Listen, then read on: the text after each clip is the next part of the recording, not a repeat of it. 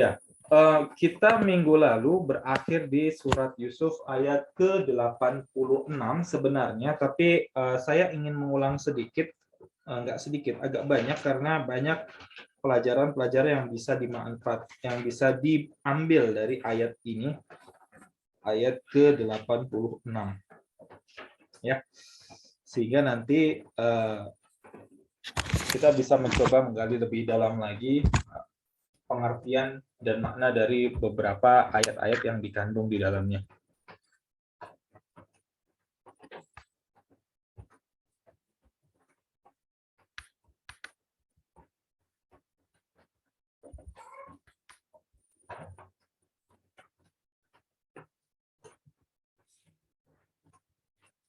Ya, kita mulai ayat 86 ya. Saya bacakan dulu.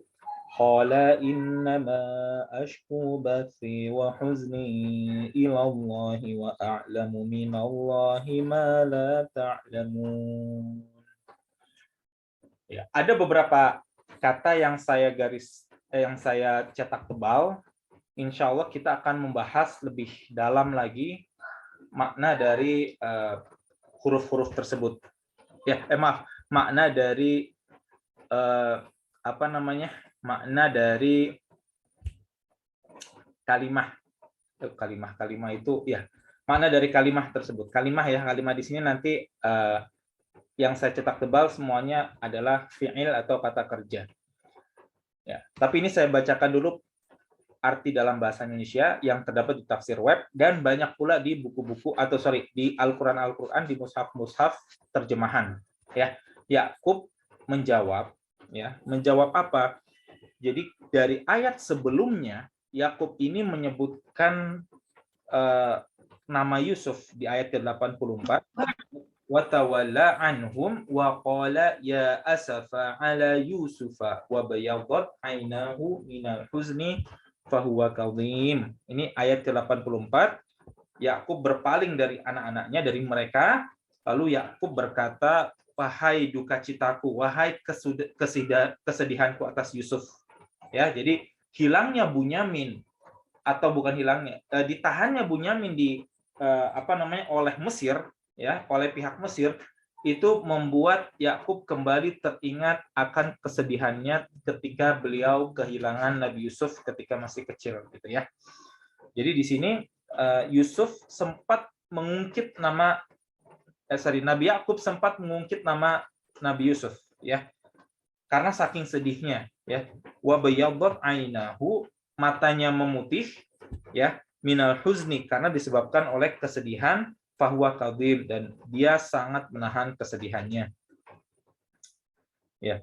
Qalu tallahi tafta'u tadhkuru Yusuf hatta takuna haraban aw takuna minal halikin. Lalu anak-anaknya berkata, ya, jadi kebiasaannya untuk selalu mengingat Yusuf, ya, akan membuatnya menderita penyakit yang berkepanjangan atau akan membuatnya menjadi binasa, gitu ya, kira-kira seperti itu. Itu di ayat ke-85 ya, Yusuf ayat ke-85.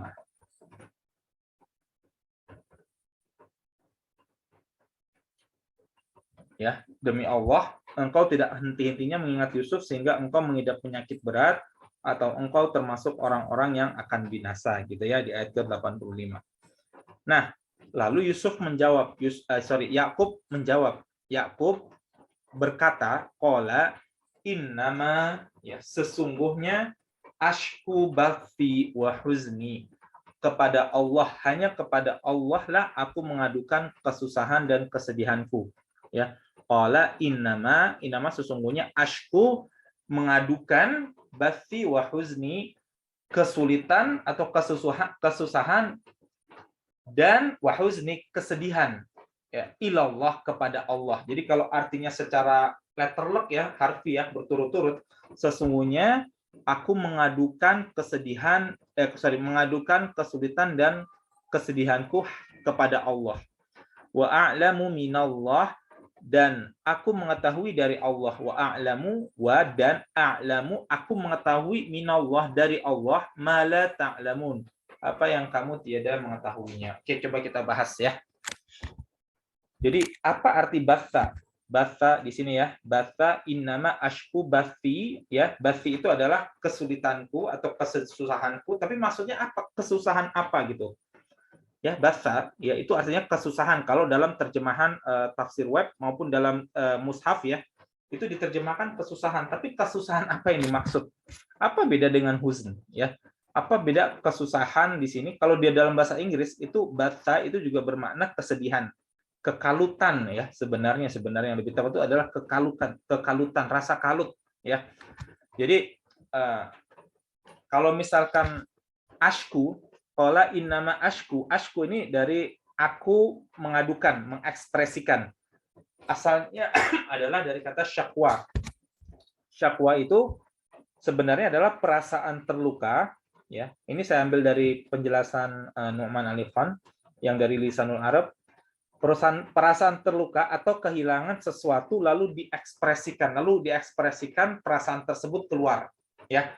Jadi contoh syakwa itu adalah bayi yang menangis.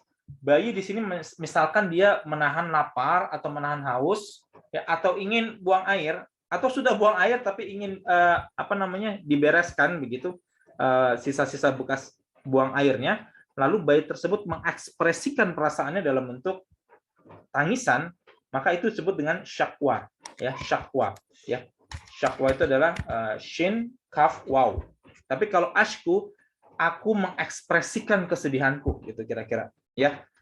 Jadi Nabi Yakub ini mengekspresikan kesedihannya hanya kepada Allah, begitu kira-kira. Dan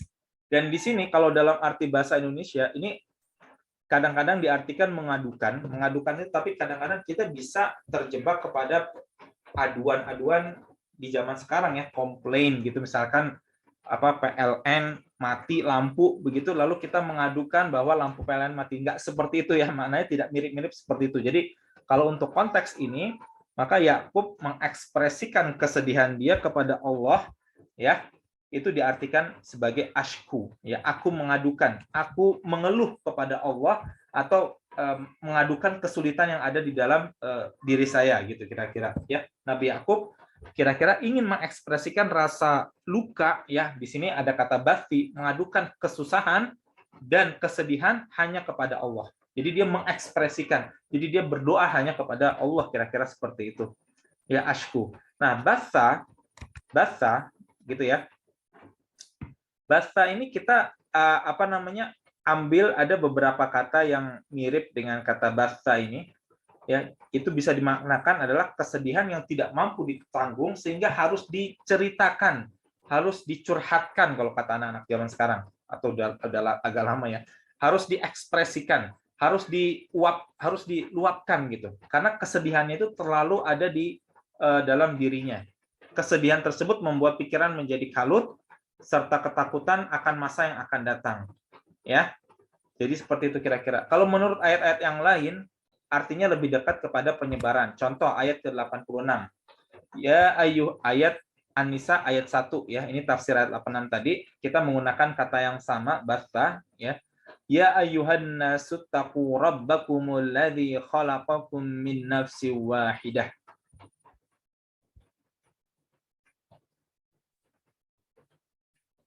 Kenapa ini? Ya.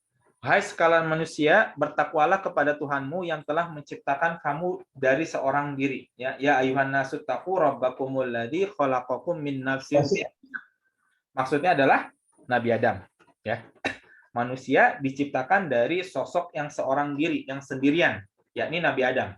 Ya, nafsin wahidatin di sini maksudnya adalah Nabi Adam. Wa khalaqa minha zaujaha. Ya. Lalu dia menciptakan darinya ya pasangannya, kira-kira seperti itu. Jadi di sini kenapa menggunakan hak ya, kalau ada yang agak kritis sedikit bahasa Arabnya, kenapa di sini menggunakan hak padahal maksudnya adalah Nabi Adam, karena dia merujuk kepada nafs ya.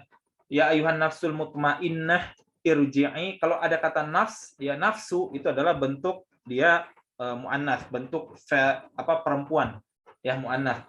Ya, jadi kenapa digunakan ha di sini walaupun maksudnya adalah Nabi Adam? Karena dia merujuk kepada kata nafs, min nafsin, nafs. Ya, nafs di sini itu adalah untuk bentuk muannats, bentuk perempuan ya, nafs. Ya, seperti di surat Al-Fajr ayat akhir-akhir itu, ya ayuhan nafs, ya ayuhan nasut, ya Astagfirullah. Ya, surat Al-Fajr di ayat-ayat terakhir itu kalau kita baca kalimat yang tentang nafs di situ ya. Ya ayyatuhan nafsul mutmainnah irji'i ila rabbiki radiyatan mardiyah. Ya. Jadi di situ menggunakan fi'il amr irji'i, kembalilah. Irji' kalau untuk laki-laki tapi digunakan kata irji'i. Kenapa? Karena nafs itu adalah untuk bentuk muannats ya, bentuk perempuan ya, bentuk apa ya? Bentuk untuk feminin lah kira-kira seperti itu. Tapi maksudnya untuk konteksnya adalah Nabi Adam. Wabatsa minhuma. Nah, ini yang perlu kita tekankan. Wabatsa minhuma. Dan dari keduanya ya, minhuma, dari keduanya, wabatsa minhuma rijalan katsiran wa nisaa. Allah memperkembangbiakkan laki-laki dan perempuan yang banyak. Di sini artinya adalah berkembang biak atau memperbanyak gitu ya, memperbanyak. Wattaqullaha alladzi tasaaluna bihi wal arham innallaha kana 'alaikum raqiba. Dan bertakwalah kepada Allah dengan mempergunakan namanya ya, wattaqullaha alladzi tasaaluna bihi wal arham. Kamu saling meminta satu sama lain ya. Wattaqullaha alladzi tasaaluna bihi wal arham, dan peliharalah hubungan silaturahim. Innallaha kana 'alaikum raqiba. Sesungguhnya Allah selalu menjaga dan mengawasi kamu. Nah, batsa di sini maknanya adalah memperbanyak ya, atau memperkembangbiakkan gitu ya, atau mengembangkan, memperbanyak, memperkembangbiakkan atau menyebarkan, nanti artinya juga bisa sama. Di sini contohnya di surat ayat ke-80 Al-Qari'ah ya. Di sini juga akar katanya sama dengan batsa, tapi di sini gunakan kata mabthus, disebarkan ya. Di sini bentuk maf'ulun bih. Yauma yakunun nasul kal farashil mabthus. Pada hari itu manusia adalah seperti anai-anai yang berterbaran ya. Jadi maksudnya ya, kalau kita kembali ke ayat ini, qala innama ashku. Ashku itu artinya kita sudah jelas, sudah didiskusikan tadi. Ashku artinya adalah saya mengadukan, saya mengekspresikan apa? Bathi. Batha tambah ya mutakalim bathi. Ya, jadi adalah kalau di sini diartikan sebagai kesusahanku. Tapi maknanya adalah kalau menggunakan akar kata yang lain, ini adalah masalah-masalah yang sangat banyak ya, yang ada di kepala dia, yang seolah-olah bertebaran dan mengumpul di dirinya gitu. Ini kalau bahasanya Nu'man Alifan gitu ya. Karena dia sangat banyak sekali masalahnya, maka digunakan kata batsa ya, kira-kira seperti itu. Ada kalau bahasa bahasa Inggrisnya yang digunakan itu oleh Nu'man Ali-Khan itu adalah all over the place. Jadi masalahnya itu ada bertebaran di dalam diri dia gitu, saking banyaknya, maka digunakan kata bathi gitu ya, banyak kesedihan yang ada di dalam kepalanya gitu ya. Oke.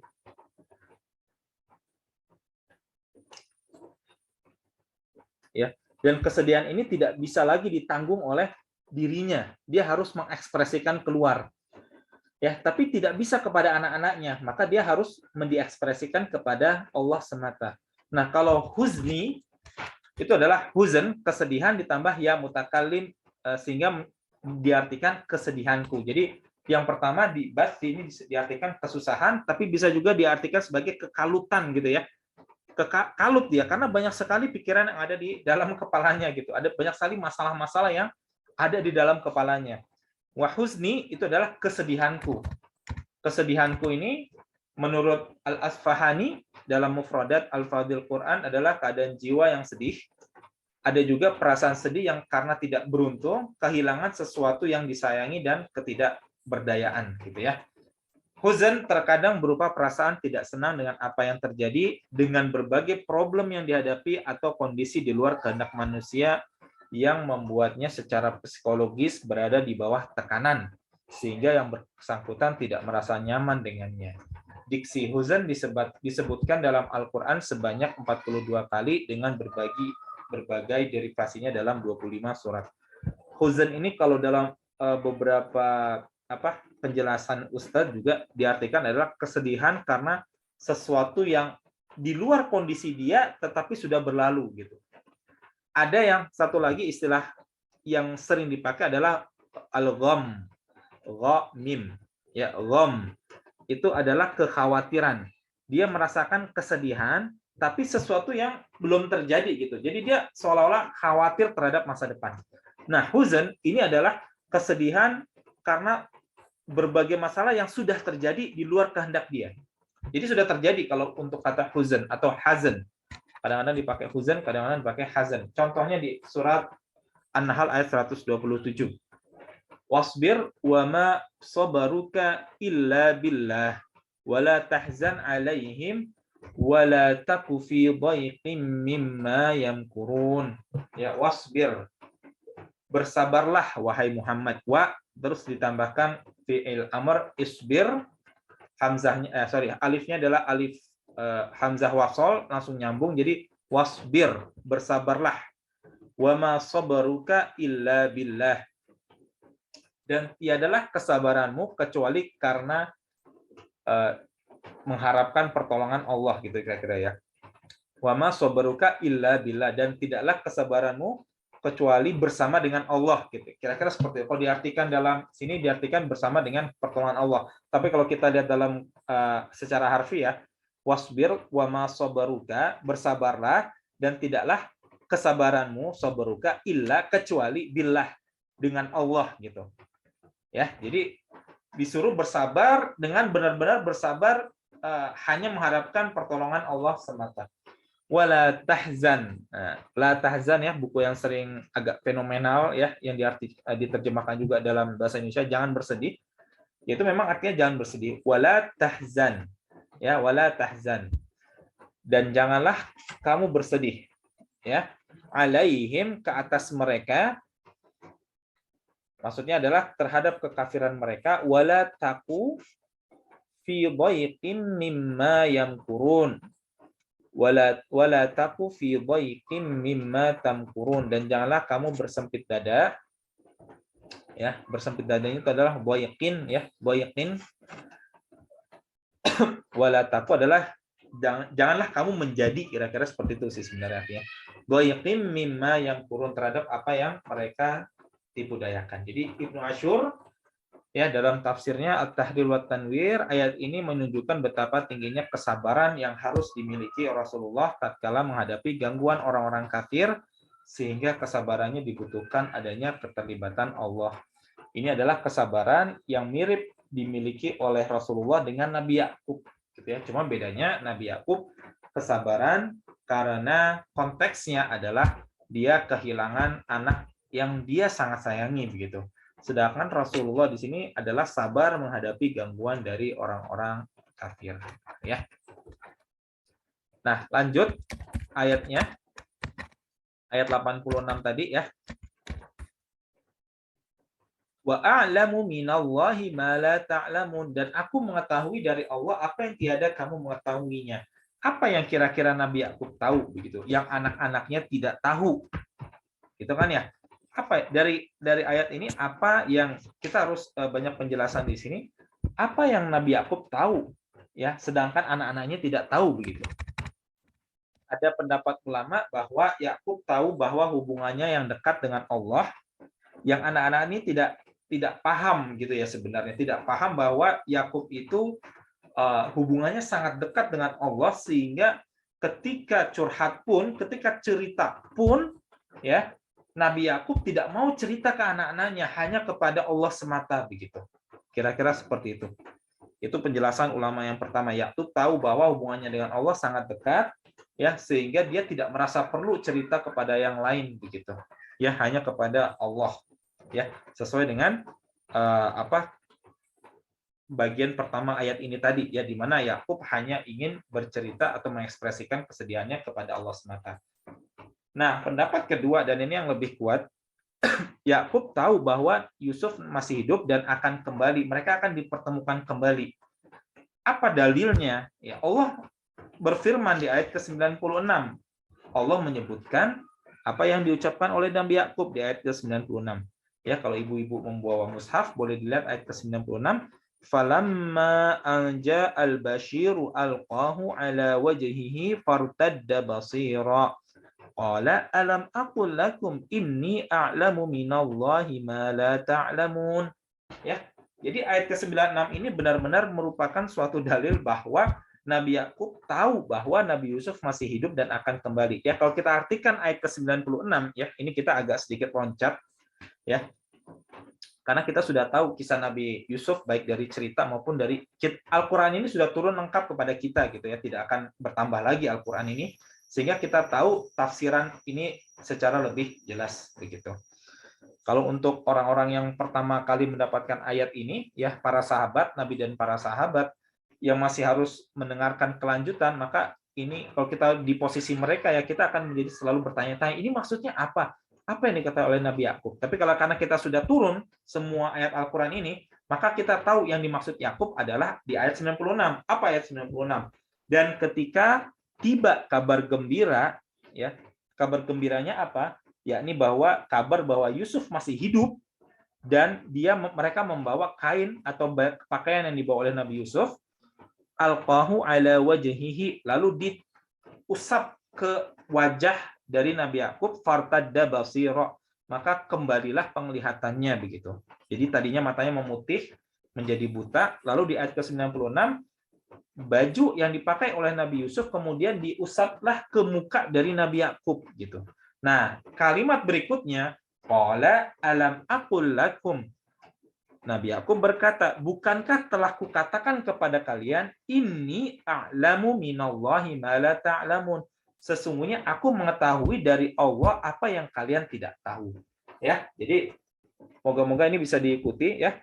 Di ayat ke-96 ini menerangkan atau menafsirkan kepada ayat ke-86 apa yang sebenarnya diketahui oleh Nabi Yakub. Nabi Yakub tahu bahwa Nabi Yusuf masih hidup dan akan kembali. Dan ini kalau kita lihat juga di kisah-kisah awal,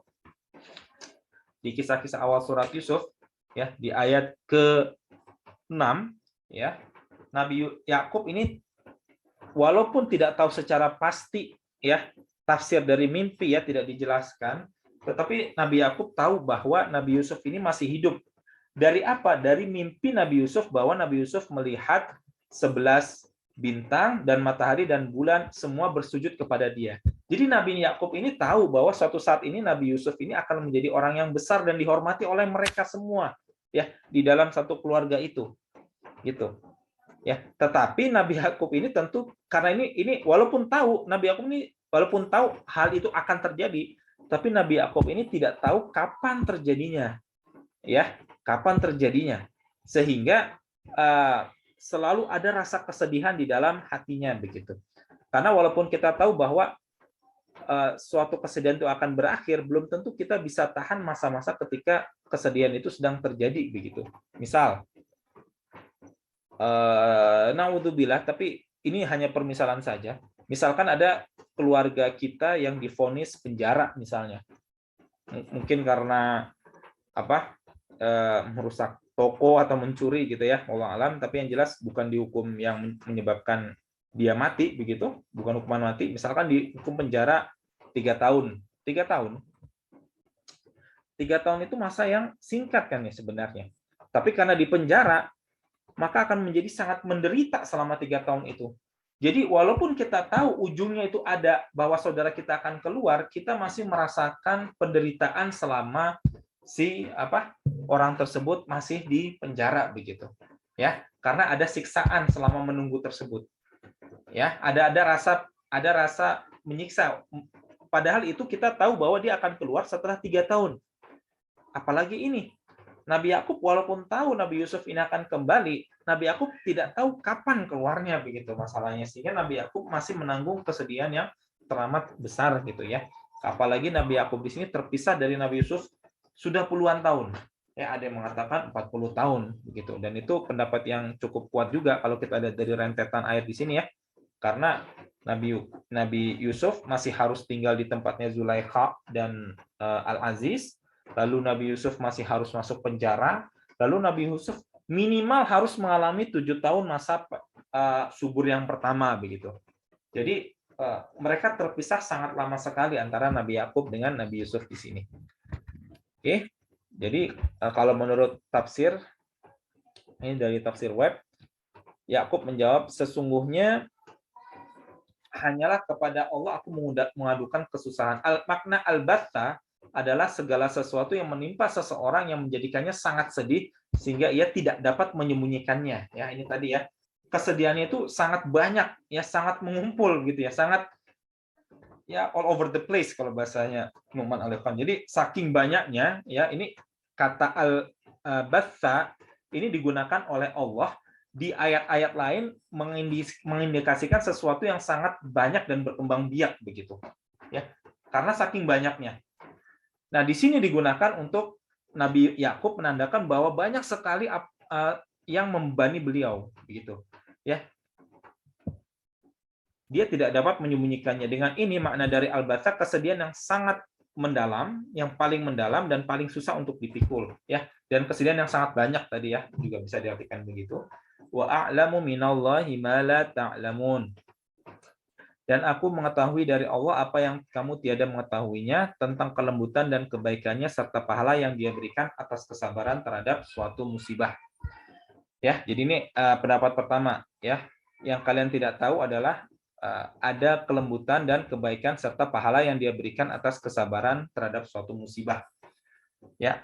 Atau anak-anak tidak tahu tentang hubungan antara Nabi Yakub dengan Allah, saking dekatnya Nabi Yakub dengan Allah, yang Nabi Yakub tahu bahwa kesabaran yang dia lakukan selama ini ya, itu akan memberikan pahala yang berlipat ganda kepada Nabi Yakub. Pendapat lain mengatakan bahwa yang dimaksud Nabi Yakub adalah pengetahuan tentang keadaan Nabi Yusuf yang masih hidup. Dan pendapat lain mengatakan bahwa pengetahuan bahwa mimpi Nabi Yusuf adalah benar. Oleh sebab itu dia pasti kembali kepadanya. Ya, intinya pendapat yang lain adalah Nabi Yakub tahu bahwa Nabi Yusuf masih hidup. Ya, ini pendapat yang beberapa ustadz memilih pendapat ini karena tadi ya ada dikuatkan oleh ayat ke-96 dan itu cukup kuat sekali mengindikasikan bahwa yang diketahui oleh Nabi Yakub adalah Nabi Yusuf ini masih hidup. Kenapa? Karena Nabi Yakub diceritakan oleh Nabi Yusuf tentang mimpi dari Nabi Yusuf. Ini berbeda dengan kitab ini ya, kitabnya ahli kitab ya di Perjanjian Lama. Itu Nabi Yusuf membocorkan mimpinya gitu kepada saudara-saudaranya sehingga mereka sangat benci terhadap Nabi Yusuf. Tapi kalau di Al-Qur'an tidak, Nabi Yusuf tidak diindikasikan bercerita apa-apa ya. Jadi tidak bercerita tentang apa namanya mimpinya kepada saudara-saudaranya gitu. Ya, sehingga di sini yang tahu tentang mimpi dari Nabi Yusuf hanya Nabi Yusuf dan Nabi Yakub yang diceritakan oleh Nabi Yusuf mimpinya begitu ya. Ya, wallahu alam, tapi pendapat yang lebih kuat ini pendapat bahwa Nabi Yakub tahu bahwa Nabi Yusuf ini masih hidup. Nah, sebelum kita masuk ayat berikutnya, coba kita lihat sedikit ayat ini. Qala innama ashku bathi wa huzni ilallahi wa a'lamu minallahi ma la ta'lamun. Yakub menjawab, sesungguhnya hanyalah kepada Allah aku mengadukan ya kesedihanku yang sangat banyak gitu ya. Masalah-masalahku yang sangat banyak dan kesedihanku ya, kesedihan yang sudah terjadi wa huzni, dan aku mengetahui dari Allah apa yang tiada kamu mengetahuinya. Oke, apakah ayat ini berarti bahwa kita hanya boleh bercerita mengenai kesedihan kita hanya kepada Allah gitu ya? Apakah itu yang dimaksud dengan ayat ini ataukah ada makna ayat yang lain? Ya, apakah ada makna yang lain begitu?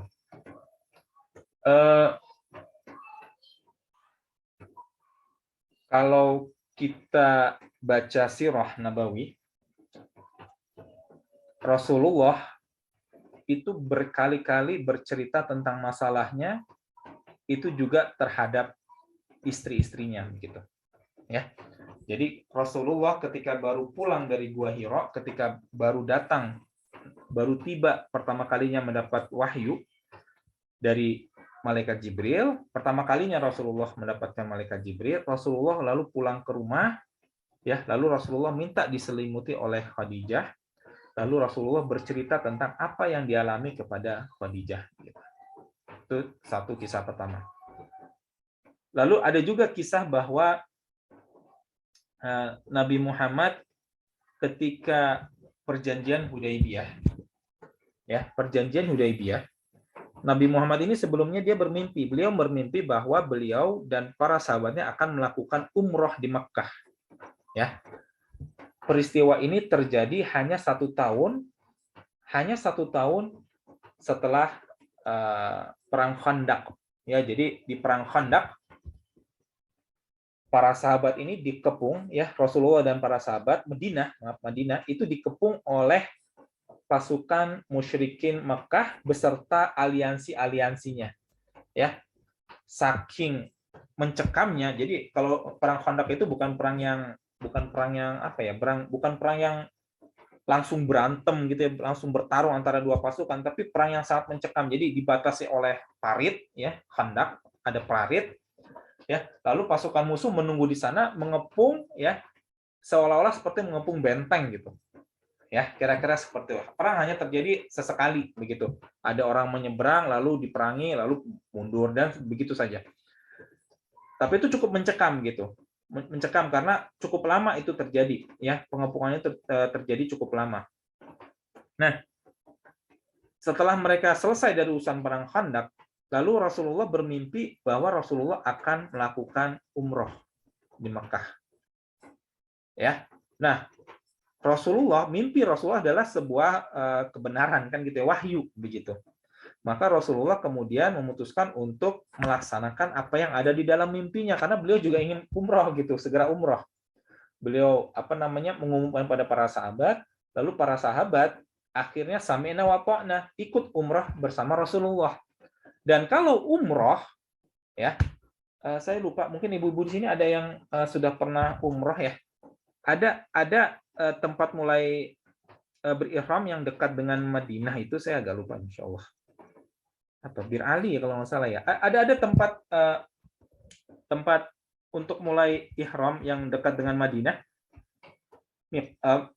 Miqat namanya ya. Miqat yang paling dekat dengan Madinah itu adalah Bir Ali, kalau saya tidak salah. Mungkin ibu-ibu ada yang masih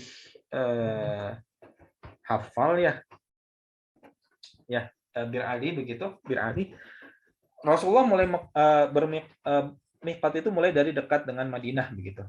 Nah, namanya orang ihram itu tidak boleh membawa senjata untuk perang gitu. Karena namanya Mekah itu adalah tempat haram. Tidak boleh orang berperang di dalamnya. Maka yang mereka bawa hanyalah belati-belati atau pisau kecil untuk menyembelih. Tidak mungkin bisa untuk berperang, ya, lawannya pakai tombak, pakai pedang panjang, pakai panah begitu. Tidak mungkin bisa dilawan hanya dengan alat atau pisau untuk menyembelih kambing begitu. Nah, pada saat Rasulullah bersama sahabat menuju Mekah, orang Mekah mendengar, lalu dikirimlah Khalid bin Walid untuk menginterven, ya, kalau mengintervensi atau menyambut dalam tanda kutip ya, untuk memerangi Rasulullah sebelum memasuki kota Mekah, sebelum memasuki wilayah haram. Rasulullah lalu mengirimkan pasukan pengintai, tahu bahwa Khalid beserta pasukannya akan datang. Rasulullah lalu mengambil jalur lain yang lebih keras, yang lebih menyiksa begitu ya, sampai-sampai disebutkan bahwa sepatu-sepatu mereka itu berlumuran darah kaki mereka begitu. Ya, karena itu adalah mereka berada di batu-batu padang pasir yang panas gitu. Bayangkan, Rasulullah beserta banyak sahabatnya, ribuan sahabat datang ke Mekah umrah tidak melewati jalur biasa karena ada Khalid, mereka harus melalui jalur yang lebih jalur tikus lah, tapi tikusnya ini benar-benar jalur tikus, jadi banyak batu-batu yang panas begitu. Sampailah mereka di Hudaybiyah, mereka bisa melewati Khalid bin Walid. Jadi istilahnya kalau bahasa Ustadz itu outsmart Khalid, jadi menipulah, memperdaya Khalid begitu ya. Pada saat itu Khalid itu sudah mulai ada rasa keimanan masuk ke dalam hatinya karena dia tahu ini pasti wahyu gitu karena dia diselamatkan karena nggak mungkin dia bisa selamat dari saya begitu. Pada saat itu Khalid mulai merasa ada iman masuk ke dalam hatinya. Ala kulli hal Rasulullah kemudian mengadakan perjanjian Hudaybiyah bersama dengan kaum musyrikin Mekah. Lalu ketika setelah melakukan perjanjian Hudaybiyah, banyak sahabat yang tidak menerima isi perjanjian Hudaybiyah, tidak mau terima begitu. Misalnya Rasulullah di dalam perjanjian itu disebutkan bukan Muhammad Rasulullah, tetapi Muhammad bin Abdullah. Muhammad anak dari Abdullah. Abdullah nama bapaknya. Gitu ya. Kenapa? Karena Suhail bin Amr, delegasi dari Mekah, dia tidak menerima kenyataan bahwa Nabi Muhammad adalah seorang nabi. Pada saat itu Suhail bin Amr belum masuk Islam. Ya, Suhail bin Amr nanti akan masuk Islam ya. Akan menjadi salah satu sahabat Nabi juga. Tapi pada saat itu dia adalah wakil delegasi Mekah yang menyuruh Rasulullah untuk menghapus kata Rasulullah di situ.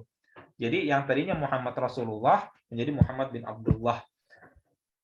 Juru tulisnya itu Ali bin Abi Thalib itu sempat tidak mau terima gitu. Saya nggak mau menghapus ini begitu. Akhirnya Rasulullah yang menghapus. Nah, salah satu isi perjanjiannya adalah orang-orang Muslim yang tinggal di Mekah, kalau mereka pindah ke Madinah, mereka harus dikembalikan ke Mekah. Orang-orang Madinah yang kemudian ke Mekah itu tidak mau, tidak boleh dikembalikan lagi ke Madinah. Itu perjanjian yang sangat tidak adil gitu ya. Orang musyrikin Mekah, orang Muslim yang tinggal di Mekah ketika hendak hijrah ke Madinah itu harus dikembalikan. Kebalikannya orang-orang dari Madinah yang membelot ke Mekah itu orang-orang Mekah tidak perlu mengembalikan ke Madinah gitu. Itu adalah perjanjian yang tidak adil sehingga banyak sahabat yang kemudian tidak menerima begitu. Tetapi Rasulullah kemudian mendapatkan wahyu bahwa ya ini perjanjian yang adil dan memang ini akhirnya akan menjadi salah satu titik balik di mana banyak sekali orang-orang berbondong masuk Islam dari seluruh jazirah Arab begitu. Dalam satu riwayat orang-orang yang ikut perjanjian Hudaybiyah ini hanya sekitar di bawah 2.000 begitu, di bawah 2.000 yang ikut ke perjanjian Hudaybiyah ini. Ketika Fathul Makkah, pasukan Rasulullah itu mencapai 10.000 ketika Fathul Makkah. Ketika pembahasan Mekah itu adalah 2 tahun dari perjanjian Hudaybiyah, itu pasukan Rasulullah 10.000. Ketika perang Hunain masih kelanjutan Fathul Makkah, pasukan Rasulullah 12.000. Jadi efek dari perjanjian Hudaybiyah ini luar biasa sekali begitu. Ya walaupun awal-awal tuh dilihat oleh para sahabat ini tidak adil. Nah, setelah Rasulullah selesai menandatangani perjanjian, Rasulullah kemudian mereka harus melepaskan ihramnya. Nah, melepaskan ihram ini nggak kayak melepaskan baju biasa di zaman sekarang, Bu ya. Bukan seperti melepaskan baju biasa begitu, maaf. Di zaman itu juga, tapi pakaian ihram ini spesial. Ketika harus dipakai ada ritualnya, ketika dilepas itu juga ada ritualnya begitu. Mereka harus menyembelih kurban, ya harus menyembelih kambing, domba begitu. Nah, dan harus memotong tahallul ya. Jadi kalau kita misalnya hendak umroh tapi ada halangan yang besar, maka kita diperbolehkan untuk segera melakukan tahallul ya untuk motong rambut dan juga untuk memotong kambing. Mereka tidak terima karena ya kalau kita di posisi sahabat kita pahamlah bahwa mereka capek-capek datang dari Madinah ke Mekah itu tidak pakai mobil seperti zaman sekarang ya, itu beratus-ratus kilo ya, dan mereka waktu itu belum ada mobil, mereka jalan kaki dan di tengah jalan mereka tidak lewat jalan yang biasa, jalan yang enak, mereka harus melewati jalan-jalan berbatu yang panas begitu. Dan mereka harus dihadapkan pula dengan perjanjian Hudaybiyah yang sangat tidak adil sangat tidak adil untuk mereka begitu. Sehingga para sahabat itu benar-benar kecewa. Itu saat di mana para sahabat benar-benar kecewa terhadap Rasulullah. Saking kecewanya ketika Rasulullah menyuruh mereka untuk memotong rambut dan untuk menyembelih kurban, tidak ada yang nurut. Satu pun tidak ada yang nurut. Akhirnya Rasulullah merasa kecewa juga jadinya, merasa marah. Rasulullah kemudian kembali ke tendanya. Rasulullah bercerita kepada istrinya, ya, istrinya juga pintar, Ummu Salamah istrinya pada saat itu, ya, yang dikonsultasikan oleh Rasulullah. Ya, Rasulullah punya beberapa istri, salah satunya adalah Khadijah, itu adalah istri pertama di mana Rasulullah tidak memadu Khadijah sampai beliau wafat. Kemudian Rasulullah menikah dengan Saudah binti Zam'ah yang pertama, lalu disusul oleh Aisyah. Nah, berturut-turut ini agak-agak berbeda pendapat, tapi yang jelas Rasulullah menikah dengan ada namanya Zainab binti Khuzaimah. Rasulullah menikah dengan Juwairiyah binti Harith. Rasulullah menikah dengan Sofiyah binti Huyai. Kemudian juga ada Zainab binti Jahsy, Maimunah binti Harith, Ummu Salamah, lalu ada Ummu Romlah. Ummu Romlah ini adalah Ummu Habibah binti Abu Sofyan. Nama aslinya adalah Romlah, ya, nama kunyahnya adalah Ummu Habibah. Nah, yang pada saat itu ikut dengan Rasulullah adalah Ummu Salamah. Nah, Ummu Salamah kemudian memberikan pendapat kepada Rasulullah. Jadi Rasulullah curhat, lalu Rasulullah diberikan saran oleh Ummu Salamah bahwa nggak usah disuruh, mereka nggak usah disuruh, cukup engkau saja Rasulullah memotong rambut, kemudian memotong kurban, nanti mereka ikut sendiri, ya.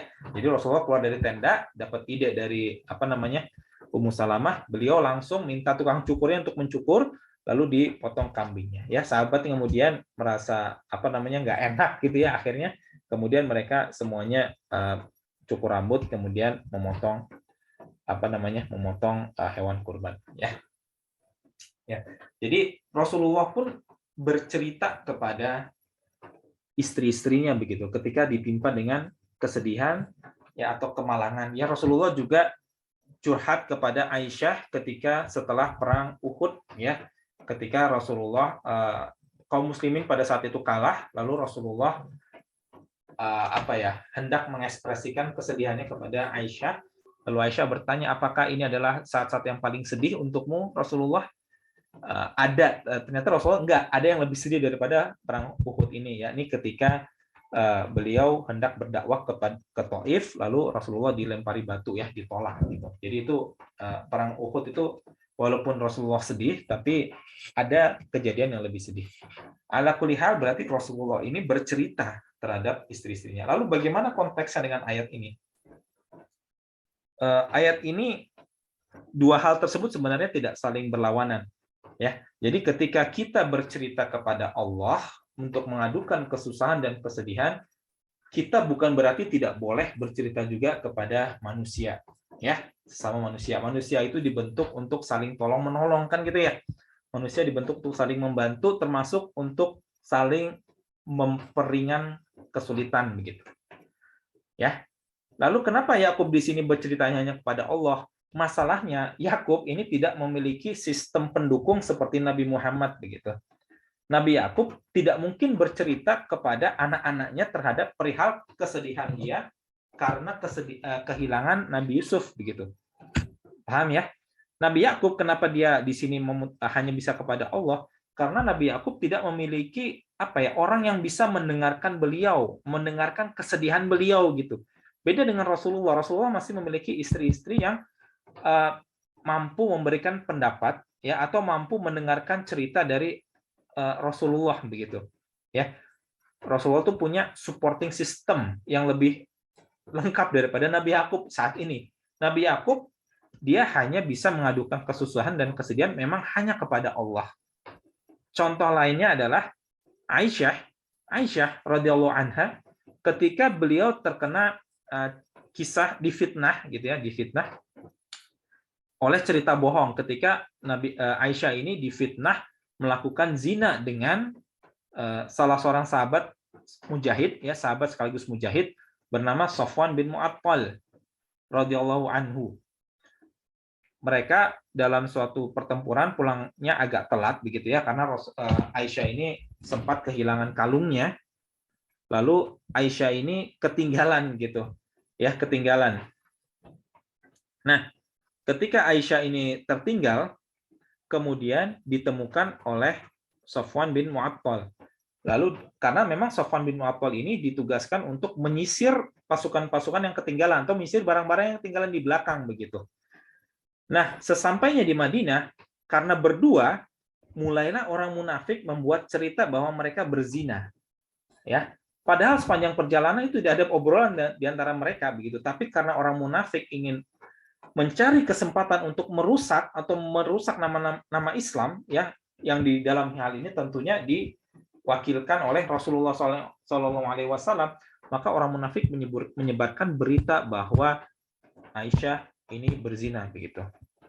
Nah, setelah 1 bulan, ya, Rasulullah tidak berkata apa-apa terhadap Aisyah, seolah-olah dijauhi, dan Aisyah pun merasa waktu itu sedang sakit, benar-benar sedang sakit.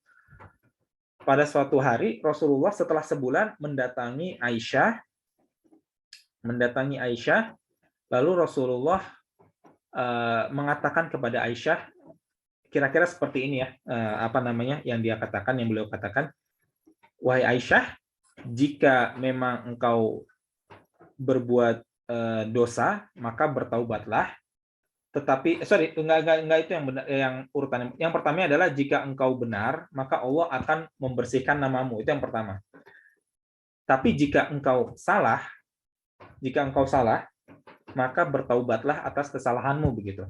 Kira-kira seperti itu. Rasulullah tentu istri yang yang tidak bersalah, dia tersinggung kan gitu ya. Tersinggungnya kenapa? Karena seolah-olah Rasulullah ini bukan Rasulullah tidak mengetahui hal yang gaib kecuali yang diberitahukan oleh Allah kan gitu ya. Makanya selama sebulan itu Rasulullah benar-benar tidak mengetahui apa yang harus dilakukan begitu, karena memang tidak ada berita tentang itu dari Allah. Ya, ini juga membuktikan bahwa Rasulullah itu tidak membuat-buat Al-Qur'an. Rasulullah tidak mengarang Al-Qur'an. Rasulullah menceritakan kepada kita Al-Qur'an ini apa yang diwahyukan oleh Allah. Buktinya adalah ketika dalam kasus Aisyah itu sebulan itu Rasulullah benar-benar tidak mengetahui apa yang harus dilakukan begitu. Karena tidak ada wahyu yang terkait mengenai apakah Aisyah ini benar berzina atau tidak begitu. Aisyah tersinggung ketika ditanya seperti itu. Karena seolah-olah suaminya meragukan kesetiaan dia gitu. Ya. Maka Aisyah mengulangi apa yang dikatakan oleh Nabi Yakub, ya, fasabrun jamil wallahul musta'anu ala ma tasifun, gitu ya. Nah, kenapa Aisyah berkata seperti itu? Karena Aisyah tahu pada saat itu dia tidak bisa mengharapkan kepada suaminya Rasulullah ataupun juga kepada orang tuanya untuk membela dia gitu. Walaupun mereka orang-orang baik, orang-orang yang terbaik di zamannya, Masya Allah.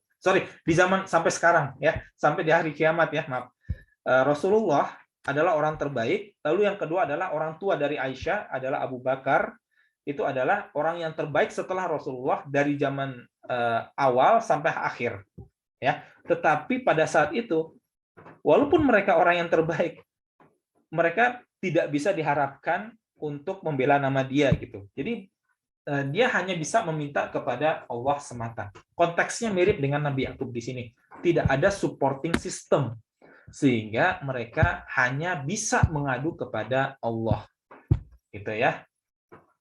Jadi ini yang kita harus pahami dari ayat ini. Bukan berarti kita tidak boleh cerita kepada manusia. Boleh, Rasulullah berkali-kali kepada manusia. Tetapi ya, kok ada suaranya? Oh, udah. Tetapi terkadang ada saat-saat di mana kita harus bisa bercerita kepada manusia, ada saat di mana kita hanya bisa bercerita kepada Allah saja gitu ya, kira-kira seperti itu. Ya, dan ibu-ibu di sini kalau ada yang temannya curhat, jangan diberikan efek yang toksik negatif gitu ya. Ada orang-orang yang ketika teman curhat lalu malah merendahkan, ada yang seperti itu. Seharusnya tidak seperti itu ya. Nanti ini dulu ya.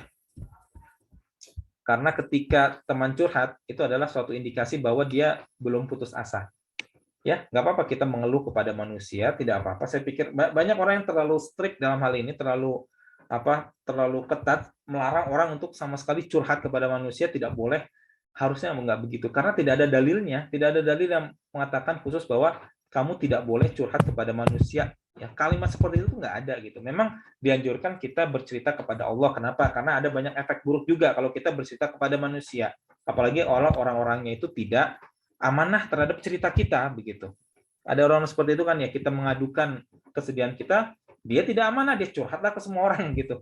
Cerita ke satu orang, kemudian besoknya satu RT tahu, besoknya satu kampung tahu. Kira-kira seperti itu. Itu salah satu efek buruk kepada jika kita curhat di medsos atau di orang yang tidak amanah dalam menjaga cerita. Tetapi banyak juga orang yang memang profesional gitu ya, seperti misalnya psikolog atau psikiater atau dokter ya, dia dicerita, kita boleh bercerita kepada dia dan dia memang memegang sumpah untuk tidak bercerita kepada orang lain ataupun kepada orang-orang terdekat dengan kita yang kita tahu bahwa dia akan sangat menjaga amanah. Boleh ya, jadi tidak ada masalah untuk bercerita curhat ya, ketimbang kita diam-diam saja, lalu tiba-tiba putus asa dan bunuh diri gitu ya. Ada kisah yang baru-baru ini terjadi kan ya, ada orang yang ya bunuh diri wallahu alam, tapi seharusnya itu kalau orang sudah mulai merasa banyak kesedihan yang dia tanggung dan dia tahu banyak orang-orang yang mau menolong dia, udah cerita aja nggak apa-apa. Ya, cerita saja. Ya tidak ada yang melarang, cerita saja. Oke. Kita masuk ke ayat ke-87 ya. Mungkin singkat saja di sini ya. Ya bani yadhhabu fatahassasu min Yusufa wa akhihi wa la tay'asu mir rauhillah innahu la yai'asu mir rauhillahi illal qaumul kafirun. Ya, jadi ada kemungkinan kisah ini ayat ini terjadi beberapa hari setelah Nabi Yakub berkonfrontasi dengan anaknya di ayat-ayat sebelumnya ya. Jadi antara ayat ke-86 dan 87 ini bisa jadi ada jeda beberapa hari begitu ya. Karena agak susah juga dibayangkan bahwa baru saja mereka bertengkar gara-gara Nabi Yusuf terucap dari lidah Nabi Yakub. Kemudian di sini tiba-tiba Nabi Yakub menyuruh mereka untuk mencari Yusuf dan saudaranya begitu ya. Jadi ada kemungkinan ya menurut beberapa mufassir ada jeda beberapa hari gitu ya. Ya bani yadhabu, wahai anak-anakku, idhabu, pergilah kalian. Ini pergilah kamu kurang tepat, idhabu itu fil amr untuk antum gitu. Jadi pergilah kalian.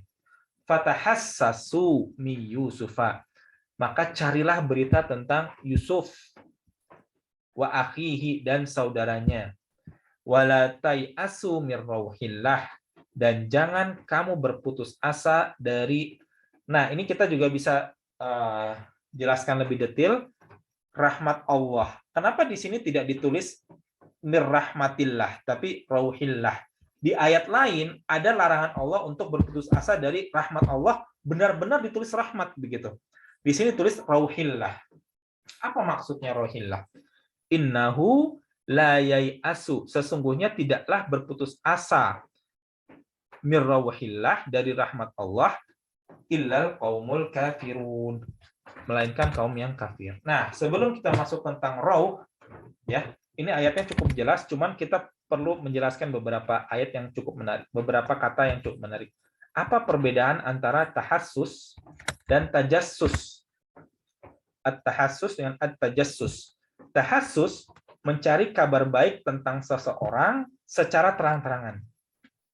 Ya, di sini fatahassasu, maka mereka disuruh mencari berita tentang Yusuf, kabar baik tentang keberadaan Yusuf, dan terang-terangan aja. Jadi misalnya tanya orang, tolong ini Yusuf ada di mana ya kira-kira, atau tanya orang, ini apakah Anda melihat orang dengan muka seperti ini begitu. Jadi tidak diam-diam. Nah, kalau diam-diam itu namanya tajassus. Tajassus memata-matai rahasia buruk orang lain secara diam-diam. Ya, jadi ini tajassus ini digunakan untuk kata mata-mata. Ya, kalau mata-mata orangnya disebut jasus. Tajassus adalah perbuatan memata-matai begitu. Ya, itu adalah larangannya. Ya ayyuhalladzina amanu ijtanibu katsiran minadh-dhon. Wahai orang-orang yang beriman, ya ayyuhalladzina amanu ijtanibu katsiran minadh-dhon. Jauhilah kebanyakan purbasangka atau prasangka ya, inna ba'dadh-dhanni ismun, karena sebagian dari prasangka adalah dosa, ismun atau keburukan sebenarnya. Wala tajassasu, ya, dan janganlah mencari-cari keburukan orang lain. Ya, janganlah mencari-cari, janganlah memata-matai. Wala yaghtab ba'dukum ba'dha, dan janganlah saling menggunjingkan, ya. Yaghtab itu adalah menggunjingkan, ba'dukum ba'dha, sebagian kamu dengan sebagian yang lain. Ya. Ayuhibbu ahadukum, apakah seorang di antara kamu suka memakan saudaranya yang sudah mati, ya. Ayuhibbu ahadukum ayyakula lahma akhihi maitan fakarihtumuh, maka tentulah kamu merasa jijik kepadanya. Wattaqullaha innallaha tawwabur rahim, dan bertakwalah kepada Allah, sesungguhnya Allah Maha menerima taubat lagi Maha Penyayang. Gitu ya. Jadi di ayat ini adalah larangan untuk melakukan tajassus, ya, konteksnya untuk ayat tadi. Di sini digunakan kata tajassus, mencari-cari kesalahan secara rahasia begitu. Nggak boleh, ya, nggak boleh.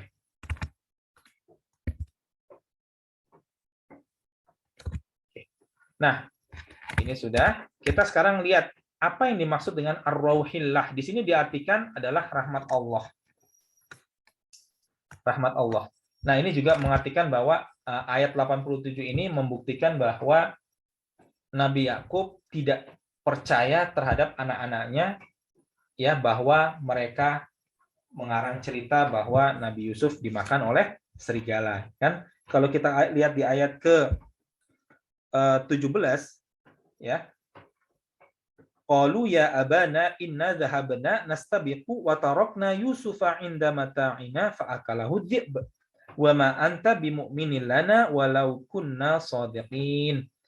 Dan mereka berkata, wahai ayah kami, sesungguhnya kami bermain lalu untuk berlomba-lomba, lalu kami meninggalkan Yusuf bersama perbekalan kami, lalu Yusuf dimakan oleh serigala. Dan kamu tidak akan sekali-sekali percaya kepada kami walaupun kami termasuk orang yang berkata benar begitu. Di ayat ke-18, anak-anak Nabi Yakub berusaha meyakinkan bapak mereka bahwa Yusuf dimakan serigala.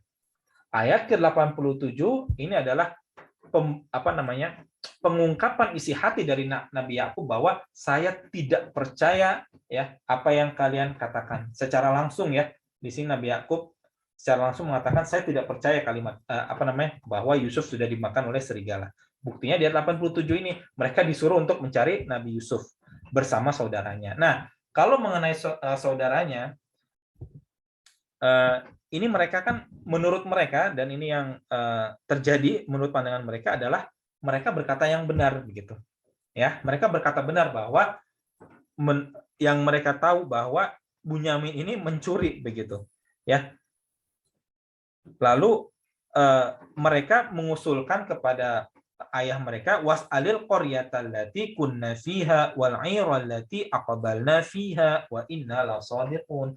Dan bertanyalah kepada kampung, ya, yang ada di sana, ya, wal 'iral lati aqbalna fiha, dan para musafir yang kembali dari sana begitu.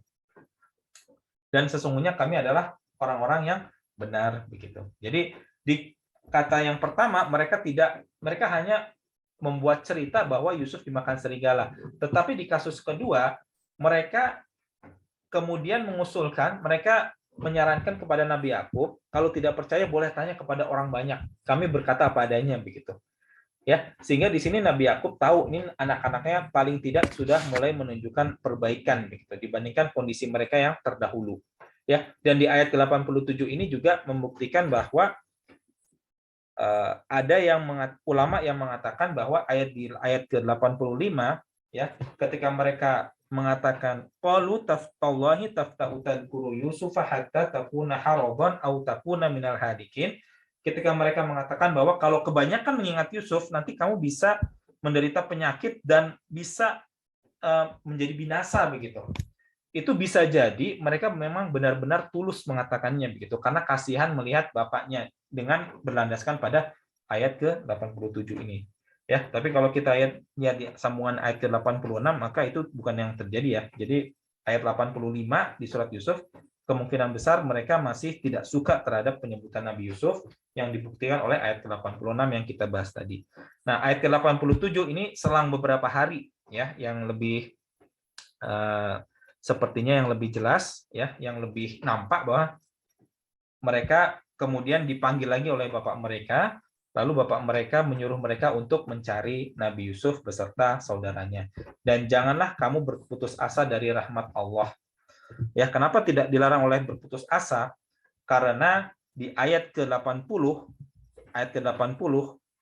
falam mastai asu minhu khalasu najiyya, dan ketika mereka berputus asa terhadap perkara tersebut, lalu mereka menyepi lalu berunding begitu. Jadi di ayat ke-80 mereka ini berputus asa ya akan bahwa mereka bisa menarik kembali Bunyamin dari tangan pemerintah Mesir begitu. Nah, di sini ya Nabi Yakub kemudian bilang jangan putus asa dari rahmat Allah. Ya. Ini juga mengindikasikan bahwa kalau Yusuf memang agak susah dicarinya, bahwa tidak ada berita tentang Yusuf, dari mana Yusuf beritanya.